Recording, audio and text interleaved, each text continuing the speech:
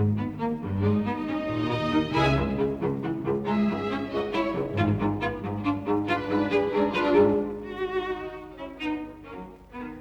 the next one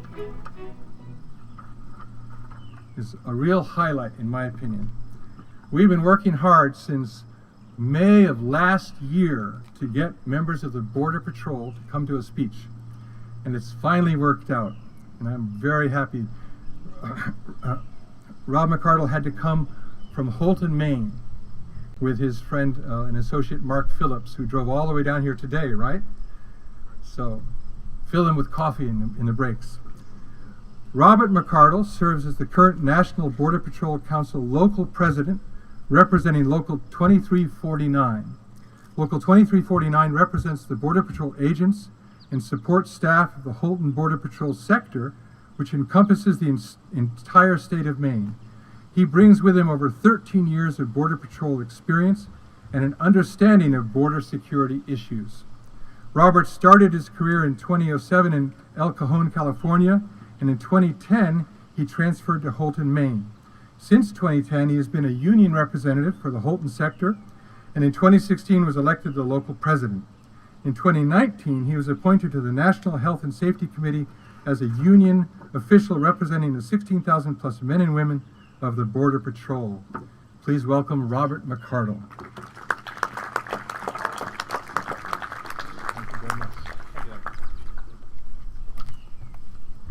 Good evening, everybody. Thank you for having me. Like you said, I'm the local president for Local 2349.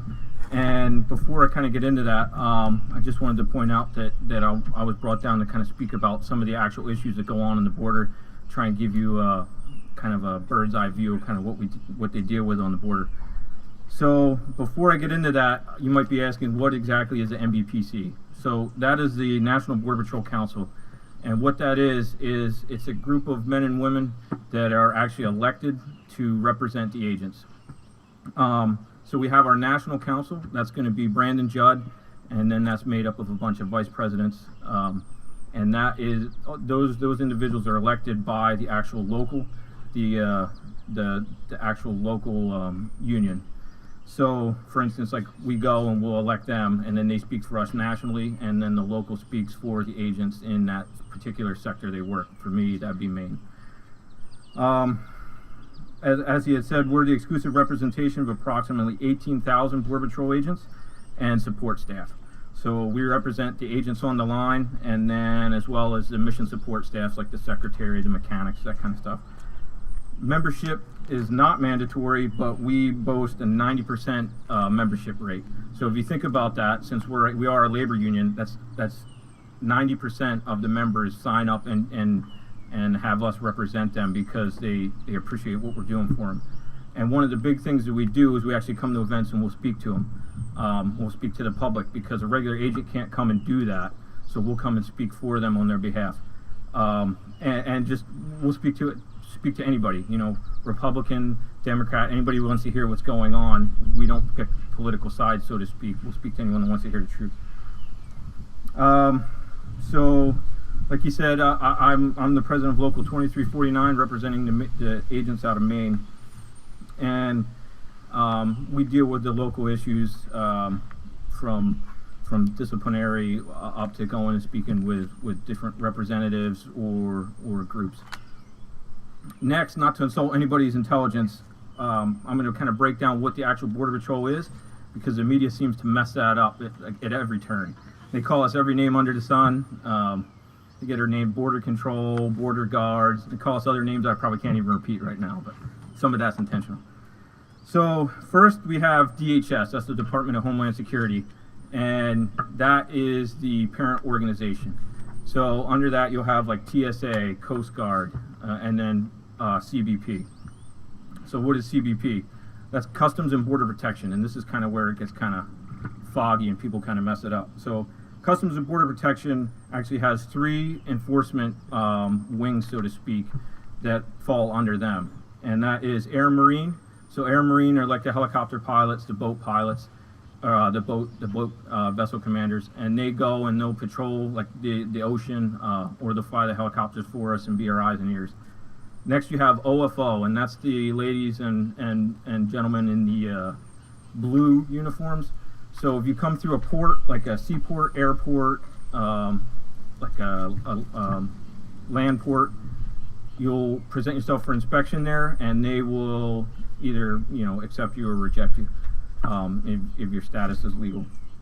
And then you have the Border Patrol. So what the Border Patrol is we patrol in between those land ports. So anything that's outside of the land ports that OFO is not working, then the Border Patrol comes and we make sure that people aren't coming in illegally, and that they're in the green uniforms. So next I'll talk about the three realities that actually are hard truths about the border. The first one is cross-border crime. Everybody's pretty much familiar with. So you have the cartels, and they are bringing across drugs, and they're bringing up across aliens illegally. They're pretty self-explanatory. The second reality, though, that's not talked about a whole lot, is the high traffic areas are also high crime areas. And how so? So one of those is bandits. So anytime there's people coming across and they're carrying drugs, or even the aliens that are crossing, they have some valuables with them, money or whatever, there's going to be other group of people that want to rip them off and try and get the low-hanging fruit, be it the drugs, the money that they have. So they're usually not good people. They're going to be pretty violent, and they're going to take what they can.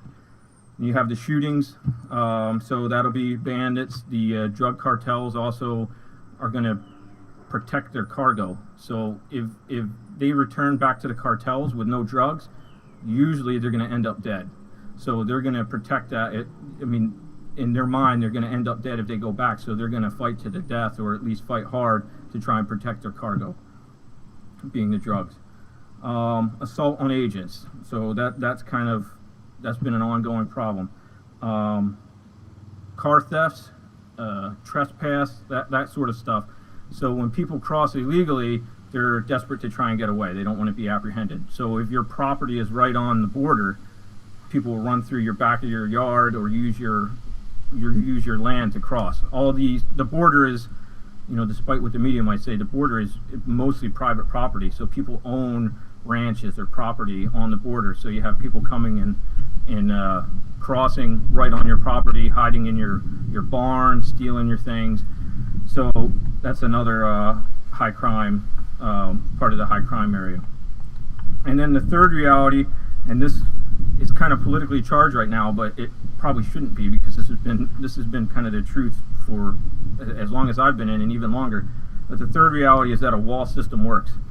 I'll define what an actual wall system here is in a minute, but essentially I'll talk about the history of what the actual wall is. So prior to any type of wall, we had like barbed wire or nothing at all, just border monuments.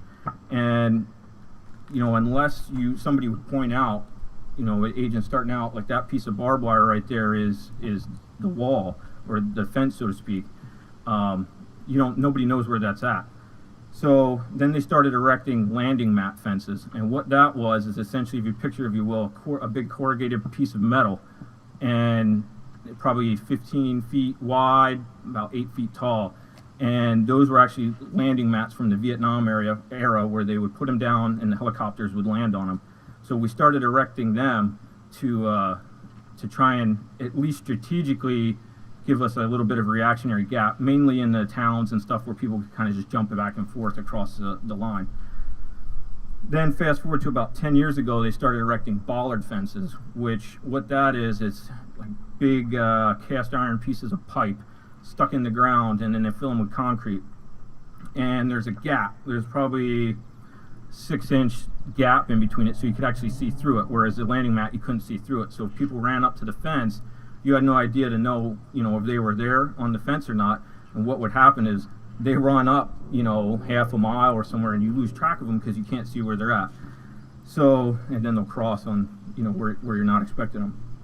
So the bollard kind of solved that. The issue that then became with the bollard fence was, if you were fairly agile, and it'd be more people than you realize that they're agile. That was one thing I had learned pretty quick, that people jump over that landing mat fence easy. Or the bollards, they could actually grab in between those spaces and shimmy right to the top, climb over, and then slide all the way down. So now what they have is this improved wall, which took some of the good things with the bollard, like to being able to see through it, and then they added they did a bunch of different testing, different types of walls, and they put a flat section at the top, which made it even harder to scale. So even if you could shimmy to the top, there's no way to get over it. It's a lot harder. You're going to need, a lot of equipment to be able to try and to cross over the fence. So earlier I said the wall system. So I'll kind of explain what exactly the wall system is. So just having that wall is handy, but there's some other things that go with it. So when they say the wall system, you have that improved wall, but you also have actual improved border roads. So if you can't actually get down to that border and patrol it, it's kind of pointless, because we need to be able to drive the vehicles back and forth, and one of the main functions of a border patrol agent is to sign cut, and it's fancy speak for look for footprints. So when somebody crosses over the border, agents will go and they drive back and forth endlessly looking for footprints across. So that border road, when they grade that and they make it all weather and be able to go down and check and look for the footprints, then the agent can actually get out and follow the footprints until they find the aliens. So then they also have the access roads. So if you can't respond quickly down to the border road to be able to sign cut and be able to follow them, you're going to have to drive sometimes 20 minutes, half an hour to get down to these access roads, to turn and drive 20 minutes back to get behind the aliens, and then now they're an hour ahead of you, and sometimes it's very quick pace. You have to be able to get behind them quickly and get them before they're going to load in a vehicle or abscond. So you might wonder, how does the wall actually work? How's that going to, we talk about the wall all the time, nobody actually talks about why is it better. So the first thing I said it was harder to scale. Obviously, if they can't get over it as easy or at all, that's a win. The next thing is actually a reactionary gap. So when the agents spot the people coming over on the fence, it's going to take them a lot longer. They can't just jump over the line and run away. And so it gives us that reactionary gap and buys us time to be able to get down there. And it works both ways. So if people are absconding back, a lot of times they'll come in to test you to see if they can get away, or they'll come quite a ways in, but they'll run back, and it's almost Mexico is home base, because we can't obviously arrest anybody in Mexico. So if we have that fence there to give us that reactionary gap, we can actually go and get them before they abscond, and then just sit and wait and try and come back half an hour later. The other one that's kind of like might throw you, people don't think about it, so it might throw you for a loop, is it's an actual clear indication of the border. And by that I mean, as I said with that barbed wire earlier, with nothing at all, agents can't arrest people in a foreign country. So we have to know exactly where they're at in order to be able to enforce the law. So part of that is the border fence. I mean, that's a clear indication of where the border is. The other thing is, there's an example when I was down in Yuma probably about 2 years ago. Was talking to an agent prior to any wall they had erected years ago. There's a canal there. There's a man-made canal, and it carries water. It's concrete, but there's no way to really get across it without swimming, and it's fairly dangerous. They have very far spaced out areas. They have little bridges that you can drive over, but it's so hard to get across it. It takes so long. Agents were only patrolling on the north side of that canal, because obviously they're not going to swim across it, because it puts their life in danger. So what ended up happening was, because nobody's really at that time was really patrolling south of that canal, people started building houses. Like Mexican citizens started building houses on the U.S. side, and until they actually erected the wall, that all kind of stopped. So that clear indication of a border, of where the actual border is pretty important for us to be able to know where it's at and claim our territory. And then the other one is, it keeps agents safe. So with no border at all, with no border wall at all, or even that landing mat fence, agents would get assaulted right on the line, because the closer you got to the border, the more people kind of got emboldened, because if they could assault you or throw rocks at you, all they have to do is jump across the border and they're safe. So you'd be amazed how many people can just run and jump up that corrugated fence, which is, like I said, it was corrugated. You could put your feet on it and kind of run right up the side, grabbing on. And with that low fence, they're able to throw rocks at you, which we call it getting rocked. Like if you're driving a vehicle where agents get hit with those rocks, and you have to picture it's not just small little pebbles or small rocks. I mean, sometimes we're talking half chunks of concrete, and that coming across and hit, coming raining down that just over that 7-8 foot fence, that could kill you. So that tall border fence actually keeps the agents safer. So now I'll kind of pivot to our sector specifically, Holton sector. So we're not really immune from the activity that's going on either. With all the borders are kind of tied together. Even though people forget about the northern border, the stuff on the southern border still impacts the northern border. And I'll talk about some of the historic stuff, and then we'll get into how that kind of ties in a little bit here in a minute. So a couple of high-profile cases that were from our sectors. In 2014, Jean-Leonard Teganya was arrested in the Holton area. He was a Rwandan citizen and was facing removal from Canada. And he was wanted in Rwanda for war crimes. If you remember that movie, Hotel Rwanda, I believe it was called, with Don Cheadle, it's kind of that same era where there was like all the genocide going on. The Hutus were killing the Tutsis. He was actually a Hutu, and in 1994, the government accused him of genocide of over 200 Tutsis taking part in genocide at a hospital where he was present.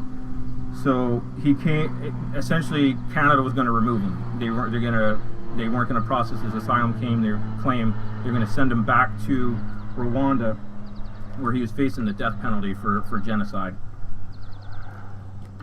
So he came here illegally, crossed, and then applied for asylum. During the course, he lied about his asylum claim, and then he just, as of last year, he just finally was sentenced to 8 years for lying on that asylum claim. So he's in federal prison right now. Presumably, afterwards he'll probably be deported, but I mean, I can't tell you for sure. Then in 2015, John Calvin, he's the grandson of the Hamas founder. He was apprehended also again near Holton. He claimed that he was gay, and the reason I say that's why he was fleeing. He was a Palestinian. He was fleeing because he said he was gay. Canada actually refused his claim, and by that, like he said that they would put him to death where he was from. So Canada actually either didn't believe him or didn't want him to stay, but they refused his asylum claim, and again he crossed in the United States. He was actually given asylum. But I mean, he still crossed illegally, and we still have a job to be able to know who's coming into the country. So then, kind of what happened a couple years ago. So Prime Minister Trudeau decided to approve the visa waiver program, and what that meant for Mexican nationals that came into Canada was they no longer needed a visa. So that visa kind of ensures they have to go through a process to make sure that the people are probably going to leave. They have the desire to want to maybe just visit but then go back home. Without that visa program, anybody from Mexico could just step on an airplane, pay the $300 or whatever, and then show up in Canada. And then now they've avoided the southern border, which is usually pretty dangerous. There's a lot more Border Patrol resources down there, so it's harder. They might have to cross a 100-mile desert in the heat. So it's easier to smuggle yourself across if you show up in Canada and then just walk across the border, which is exactly what was going on. The aliens realized it was a lot cheaper and a lot safer to just get on that airplane and walk across themselves. So what ended up happening, though, is those smuggling organizations recognized a opportunity.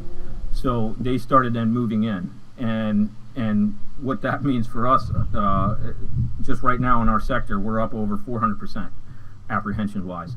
So they've moved in, and in the last year or so in the Holton sector, they've kind of moved in, and they're starting to actually smuggle people like with actual organized criminal activity. So they'll put 5 or 6 of them in a vehicle. We've had a few events now where they'll smuggle them in, whereas before it was maybe just 1 or 2 here or there. So the southern border is impacting the northern border now because it's becoming so closed down and so hard to cross. They're actually starting to move into the northern border where they think it's easier to cross. So kind of tight on time, but I'll just say in closing, criminal organizations are not constrained or restricted by the borders. Without tough enforcement, they're going to find a way to make money moving people or selling narcotics. And then what happens is, when they're moving and selling that, they're not going to just stop at, crossing the border. They're going to move their product from point A to point B, which might be New Jersey or Kansas or whatever. And essentially then every state still has the same problems that border states have. So New Jersey, even though not anywhere near the border, it's having the border state problems. So all that residual crime that was normally constrained to the border is now in your backyard wherever you live in the country. So that's all I have. Any questions? Yeah, Q&A. We have a cordless mic so that our live... Yeah, one sec. Natalie, you have the mic? We're going to use a cordless microphone for Q&A because we're live streaming this on the internet, so when you get home you can watch the whole thing again if you like. But without the mic, the questions can't get picked up. So... Yeah, I got a question regarding COVID-19. Sure. That, there's a problem that with people coming across and possibly having it.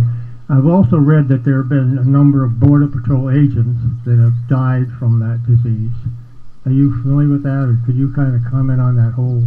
There has been several that we're aware of that have passed. I mean, I can't tell you about medical history or whatever else, but they've attributed that COVID-19 to a few deaths, unfortunately, that were agents. How many agents do you have patrolling in Maine, and do you do 100% of the border? Because there's a lot of paper company land where there aren't any people living, and do you actually patrol those areas too? The way that Maine is set up, we actually can patrol the majority of it because we claim the coastal areas as well. So we can actually patrol the majority of it. Mainly we stick to the land parts, but the coastal areas we do occasionally get down there and try and patrol. What was the second part of the question again? How many people do this? I don't want to give like actual operational numbers, but far less than. I mean, the stuff I'm telling you is all open source. So I mean, we don't want to give out exact numbers because the bad guys will use that against us. But far less than the southern border. You'd be surprised. Someone have a question over here? Right here. Yeah. Oh, okay. Sorry. I just want to say thank you on behalf of so many people who do not feel we can speak nowadays. Thank you so much, and we're trying everything we can think of to support you, but it's complicated. And anything you can mention that might be something we can do individually. I appreciate that, and actually, with like I said, there's less agents patrolling the northern border than the southern border. Particularly if you're in a like an area that's closer to the border, the citizens actually help, believe it or not. They know what's strange. Many of them have lived there longer than the agents have, or been around longer than the agents been alive. They know what's kind of strange, and when they call it in, we'll check it out. If it's nothing, people go on their way, and if not, they actually foil quite a bit of the things that are happening. So the public does play a big part in securing the border, believe it or not. Hi, thank you. I just was wondering if you could talk a little bit, please, about the ratio of illegal people coming across the southern border compared to the northern border. Well, I mean, Thank you. it kind of depends on area specific. I mean, it's not any one type of people. I mean, people want to make it kind of a race issue, but I mean, it's anything that's suspicious for us in the northern border. Canadians can come across the northern border just as easily as anybody else, and we catch them all the time. And I can't tell somebody's, citizenship just looking at them. People live in Canada the same as they do in the United States, right there on the border. You have no idea without going and actually checking them out and asking them questions. The same on the southern border. The racial makeup there is the same as people on either side. Like Mexico and say like El Paso. There's El Paso in Mexico, and then there's El Paso in the United States. And people all they're the same racial makeup sometimes, but they you can't tell. It's everybody in the whole world wants to come here, so we have to patrol the border, make sure that they're actually coming here legally, and then if something's strange, we go check it out. First question we ask people when you find them out in the woods or wherever: are you a citizen? You know, if they're a citizen and they're here, you know, or they're here legally with like lawfully permanent residents, have a good day. You know, you're not doing anything wrong. If they're not committing any crimes, have a good day. The minute we find out that they're not, then we have to go through the whole process and make sure that they've come here legally.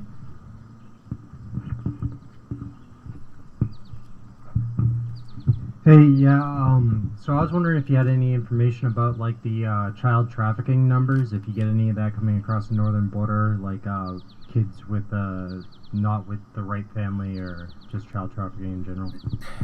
The child trafficking was more on the southern border. So what was happening was, if you remember the caravans, for instance, they were given different treatment to people that had a family unit, so to speak. So what was happening is some of these children were just kind of being passed back and forth, and they weren't even any part of the family.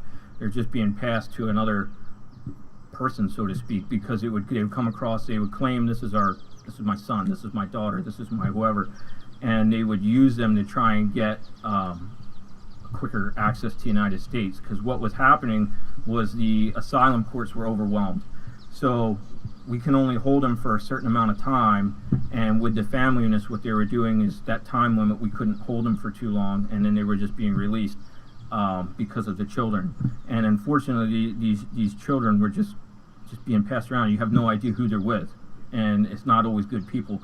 I mean, so that's when the media was saying we're separating families, that was what was happening. They'd find out this wasn't your child. You don't have any relation to this person.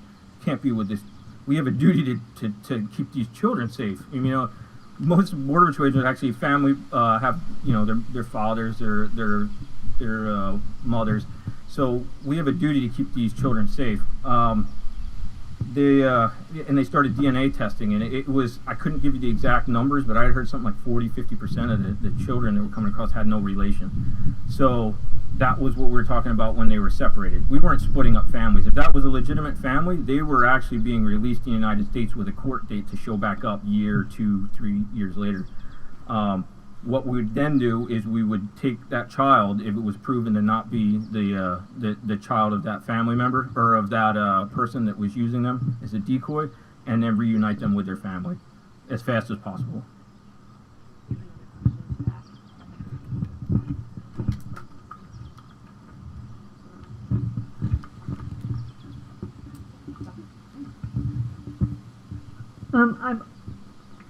I have crossed a lot because I go to Canada a lot, and I've always wondered, do you find that there's more people coming, unauthorized people coming from Canada to America, or what are the numbers? Is there a bigger gap from going through Maine and to Canada? Are they going to Canada, or are they coming to the United States? Is that what you're asking? It's kind of hit or miss. Originally, I'd say, like I said, that probably for the last 10 years, I could say, the majority of them were coming into the United States. But then, probably 3 years ago, we had a lot of people that were actually coming into New York, say, and then they were false claiming what their actual intentions were to come here. They were just going to come here to visit. Well, their idea was to actually go into Canada, where they were accepting different people, and they would go into different communities. So they were already coming here with the intent to go over there. Unfortunately, there's not a whole lot we can do other than try and get them to say that they intentionally came and lied to somebody, like at the port, for instance, with the intention of going to Canada. So it does go both ways, surprisingly. We'll have time for more questions after, because at the end. There you go. Thank you very much. Thank you. Such a pleasure to have you here.